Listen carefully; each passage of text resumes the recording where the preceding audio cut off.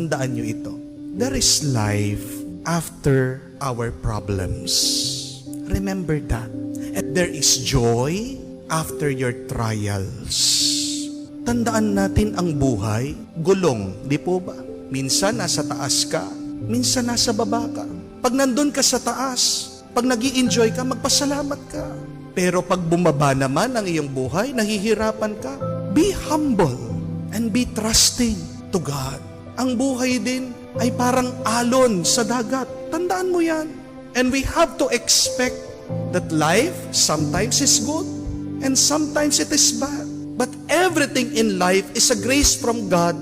Embrace it. Yakapin mo. Pasalamatan mo. Daanan mo. Huwag kang mananatili dyan. Pero kung gusto mong maging masaya, palagi mong tandaan. Pag may problema, sa susunod may grasya. Yan ang hintayin mo. Thank you so much for watching mga idol. Have a great and blessed day.